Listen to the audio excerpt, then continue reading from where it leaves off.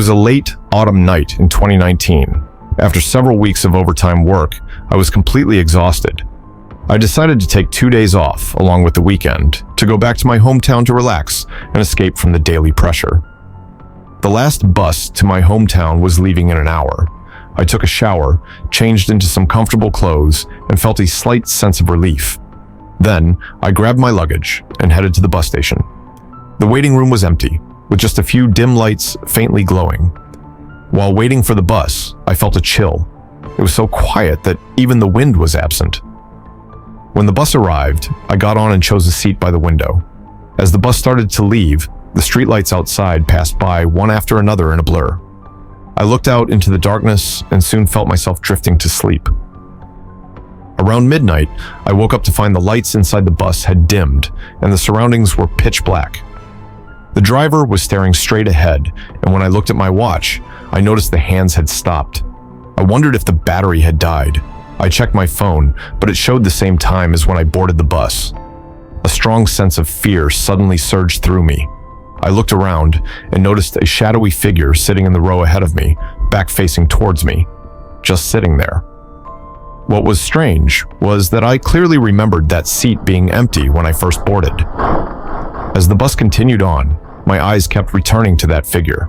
It didn't move at all, almost as if it had merged with the darkness around it.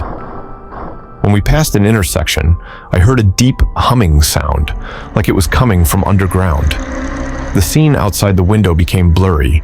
My heart began to race, but my body felt as if it were tied down, unable to move. The figure slowly began to turn around. I held my breath, my heart nearly stopping. It was a blank face with empty eyes, like there were no eyeballs. Despite being terrified deep down, I couldn't look away. The figure slowly stood up and began to walk towards me. The air was filled with a rotten stench, making me feel nauseous. I closed my eyes, trying to push away the fear, but I could hear soft footsteps approaching, getting closer and closer. In the next moment, I felt an icy cold hand on my shoulder. The cold hand pressed down on my shoulder, and I felt my entire body freeze in fear. My heart pounded loudly in my ears. I forced my eyes open and saw everything around me shrouded in mist, blurry and unclear. The figure stood beside me, staring at me silently with its empty eyes. I shook my shoulder violently, struggled as hard as I could, and finally stood up. I stumbled towards the front of the bus, my legs feeling as heavy as lead. The lights inside the bus flickered on and off.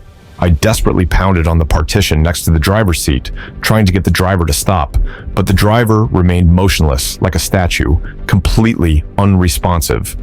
Outside the window, the familiar road had turned strange, like I had entered a parallel universe. The buildings around us gradually disappeared, replaced by a dark and eerie forest. Desperation grew inside me, my short life flashing before my eyes. I even thought about breaking the window and jumping off the bus. Just when I thought it was over, that I would soon see a glowing tunnel leading to the afterlife. The bus suddenly jolted violently. The bus tilted sharply, as if it had driven into a ditch. I lost my balance and fell hard onto the aisle. My head hit the floor, and the pain made everything go black.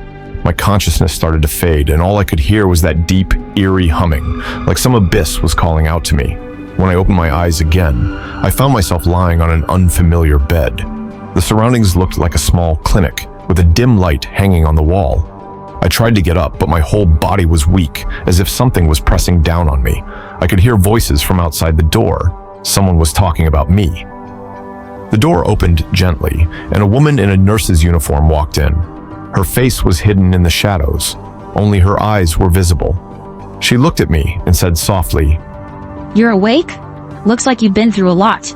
Her voice was cold, with a hint of threat. I wanted to ask what had happened, but my throat felt like it was stuffed with cotton, and no sound came out. The nurse just gave a cold smile, then turned and left, closing the door behind her. I fell back onto the bed, filled with confusion and fear. It wasn't until later that I learned the bus I took that night didn't exist. The people in the village told me that the road had been closed years ago due to a landslide, and there were no vehicles passing through. And the gift box I had bought before getting on the bus, which I intended to bring back home, was empty. There was only a faint smell of decay. To this day, I still don't know if that night was a dream or reality, or perhaps some kind of supernatural experience. But every night, I can't help but remember that hollow figure and the cold hand, always feeling like they never truly left me. Look,